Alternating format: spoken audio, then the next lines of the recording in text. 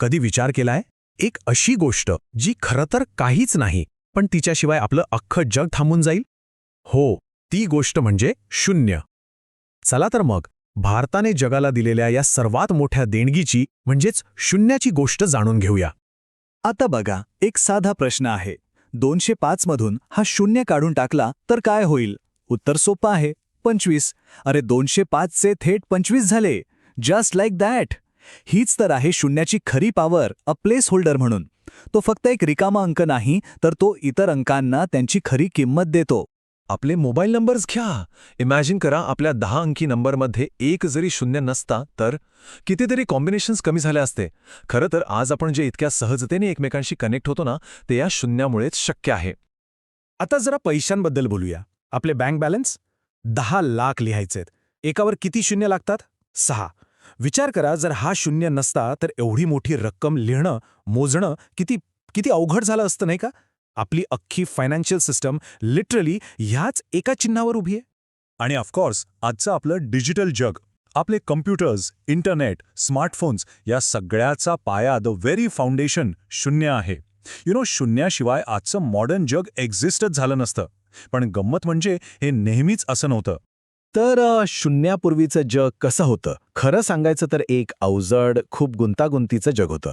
मोठमोठ्या संस्कृती होत्या, पण त्यांच्याकडेही एक फंडामेंटल कॉन्सेप्ट नव्हती.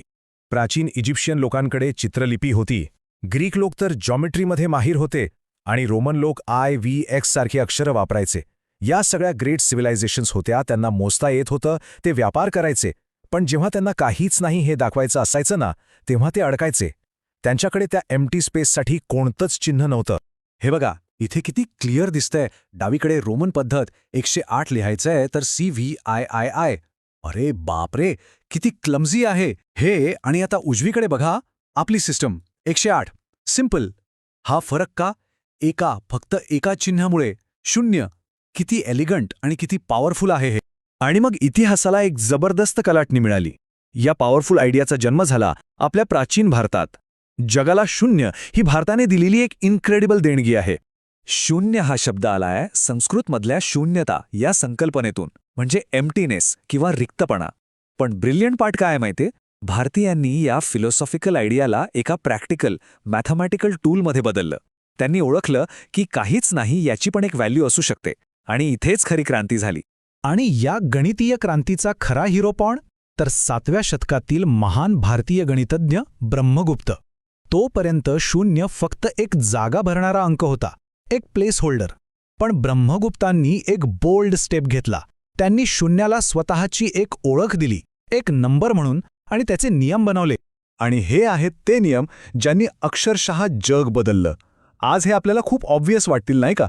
पण त्या काळी हे रेव्होल्युशनरी होतं. ब्रह्मगुप्तांनी पहिल्यांदाच जगाला सांगितलं की शून्यसोबत बेरीज, वजाबाकी, गुणाकार कसा करायचा. या नियमांमुळेच गणिताला एक नवी दिशा मिळाली. It was the moment nothing became mathematically everything. So भारताच्या या शोधाने अख्ख्या जगावर काय परिणाम केला? चला, शून्याच्या या हजारो वर्षांच्या प्रवासावर एक नजर टाकूया आणि बघूया की आज तो आपल्या आयुष्याचा इतका महत्त्वाचा भाग कसा बनला आहे. ही जर्नी भारतातून सुरू झाली. अरब व्यापारी हे ज्ञान आपल्यासोबत घेऊन गेले, जिथे शून्याचा झाला सिफ्र. तिथून हा आयडिया पोचला युरोपमध्ये. सिफ्रचा झाला झिरो, आणि त्याने युरोपच्या सायंटिफिक रेव्होल्युशनला, रेनेसेन्सला एक मोठी चालना दिली. अँड टुडे तोच शून्य आपल्या डिजिटल युगाचा कणा आहे. आज आपल्या आजूबाजूला नजर टाका. घड्याळात 10 वाजलेत, बाहेर तापमान 0 डिग्री सेल्सिअसच्या जवळ असेल, आपल्या बँक खात्यात हजारो रुपये आहेत. वेळ, तापमान, पैसे या सगळ्या गोष्टी मोजण्यासाठी आपल्याला शून्याची गरज लागतेच. तो आपल्या आयुष्यात इतका भिनला आहे की आपण त्याची दखलही घेत नाही. आणि शून्याचा सगळ्यात माइंड ब्लोईंग वापर तर इथे आहे. आपलं संपूर्ण डिजिटल जग, हा ॲनालिसिस, आपला फोन, इंटरनेट, हे सगळं फक्त 2 आकड्यांवर चालतं. 0 आणि 1. 0 म्हणजे ऑफ, 1 म्हणजे on. Just think about it. आपल्या या अफाट टेक्नॉलॉजीचा अर्धा DNA फक्त 0 आहे. Incredible, right? म्हणूनच म्हणतात, शून्य दिसायला लहान आहे, पण त्याची ताकद अमर्याद आहे. भारताने जगाला दिलेल्या या एका सिंपल कॉन्सेप्टने मानवी प्रगतीचा इतिहासच बदलून टाकला. तर पुढच्या वेळी जेव्हा तुमच्या नजरेसमोर शून्य येईल ना, तेव्हा एक क्षण थांबा आणि विचार करा. ही फक्त एक रिकामी जागा नाहीये, ही ती शक्ती आहे जिने काहीच नाही मधून सर्व काही निर्माण केलं.